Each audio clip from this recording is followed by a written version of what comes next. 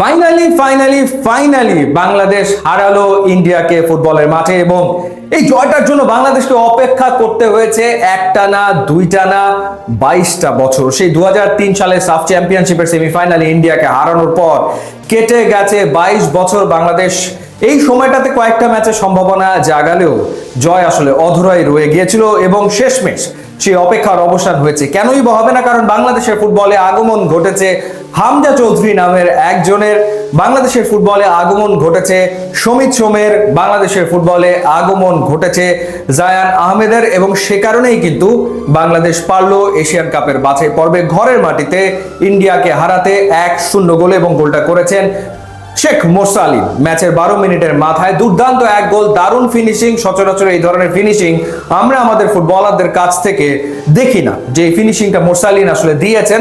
এবং রাকিবের রান সবসময় অসাধারণ, তিনি খুব স্পিডে উপরে উঠে আসেন, কাউন্টার অ্যাটাকে খুব দ্রুত যেতে পারেন, সেই কাজটা তিনি করেছেন ঠিকই। এবং মোরসালিনকে যে অ্যাসিস্টটা করেছেন সেটা চোখ জুড়ানো, নান্দনিক। এবং মোরসালিন কোনো ভুল করেনি, তিনি ইন্ডিয়ান গোলকিপার গুরপ্রীত সিংকে পরাস্ত করতে সক্ষম হন এবং বাংলাদেশ এগিয়ে যায় 1-0 গোলে। নিশ্চিতভাবে মোরসালিন আসলে বাংলাদেশের বিগ ম্যাচ প্লেয়ার কিন্তু হয়ে উঠছেন। আমরা এর আগে দেখেছি এই এশিয়ান কাপের বাছাই পর্বের গুরুত্বপূর্ণ ম্যাচে হংকং এর বিপক্ষে মোরসালিন গোল করেছেন। এরও আগে নিশ্চয়ই আপনাদের সেই গোলটার কথাও খেয়াল আছে, বিশ্বকাপের বাছাই পর্বের ম্যাচে লেবাননের বিপক্ষে মোরসালিন যে গোলটা করেছিলেন। অর্থাৎ এই যে বড় বড় প্রতিপক্ষের এগেনস্টে ও লেবানন কিংবা হংকং, ইন্ডিয়ার এগেনস্টে গোল, এর ভেতরে আমরা দেখেছি যে অনূর্ধ্ব-23 এশিয়ান কাপের বাছাই পর্বে সিঙ্গাপুরের বিপক্ষেও তিনি গোল করে এসছেন। সো নিশ্চিতভাবেই বাংলাদেশের অ্যাসেটে পরিণত হচ্ছেন শেখ মোরসালিন। মোমেন্ট তো ওই একটাই, কিন্তু মোমেন্ট আরো অনেকগুলো আছে। যেমন মিতুল মার্মা এদিনও কিন্তু ডাব্বা মারতে গিয়েছিলেন, ভুল কিন্তু তিনি করে ফেলেছিলেন। ম্যাচের তখন কত 35 না 36 মিনিট বোধ হয়, এবং অলমোস্ট ওপেন নেট দিয়ে দিয়েছিলেন চাংতে যে শটটা নিয়েছিলেন। কপাল ভালো যে হামজা চৌধুরী, তার যে পজিশনিং সেন্স, তিনি এসে বলটা ক্লিয়ার করেছেন হেডারের মাধ্যমে, না হলে ওটা কিন্তু জালে জড়িয়ে যেত এবং ইন্ডিয়া ম্যাচে ফিরত। তো হামজা চৌধুরী আসলে এই ম্যাচটা জিতেছেন, কারণ কতবার যে তিনি ডি বক্স থেকে ক্লিয়ার করেছেন, কতবার।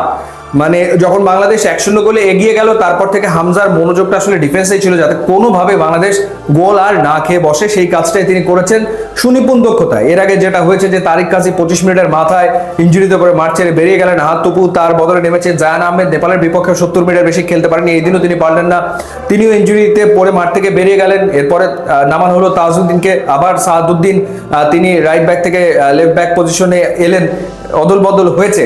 কিন্তু বাংলাদেশ যেটা করেছে, কোনো সুযোগ আসলে ইন্ডিয়াকে আর দেয়নি। হ্যাঁ, সেকেন্ড হাফে বল পজিশনে ইন্ডিয়া অনেক এগিয়ে ছিল, তারা একের পর এক আক্রমণ করেছে, কিন্তু সেই আক্রমণগুলোকে বাংলাদেশ খুব ঠান্ডাভাবে, নার্ভাস না হয়ে রুখে দিয়েছে একের পর এক।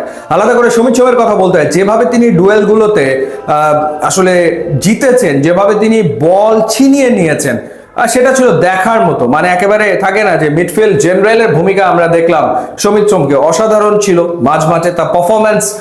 প্রত্যেকেই দুর্দান্ত খেলেছে। ইনফ্যাক্ট সোহেল রানা ক্যাপ্টেনের আর্মব্যান্ড তার কাছে ছিল আজকে, তিনিও দুর্দান্ত পারফর্ম করেছেন।